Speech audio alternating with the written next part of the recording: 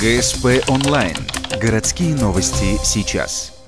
Ухтинские следователи выясняют подробности гибели неизвестного мужчины. Причина смерти – тяжелая черепно-мозговая травма. На теле множественные удары от рук и, возможно, от удара бутылкой. Такую картину увидел перед собой один из жильцов квартиры по улице Набережная Нефтяников, когда возвращался домой. Подозреваемый уже задержан. Им стал 38-летний ухтинец. Ранее не судим, однако характеризуется посредственно. Не работает. Соседи и бывшая жена в один голос заявляют: когда пьет, становится агрессивным. По версии следствия, конфликт произошел на бытовой почве.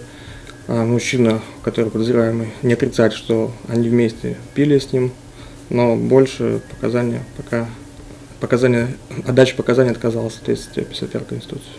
В данный момент правоохранители пытаются установить личность потерпевшего. Кроме того, выяснить обстоятельства и мотив преступления. Опрашиваются соседи. Двое из них уже сообщили. В ту ночь были слышны крики, но в полицию звонить не стали, уже привыкли. Возбуждено уголовное дело по обвинению в убийстве. Санкция статьи предусматривает от 6 до 15 лет лишения свободы.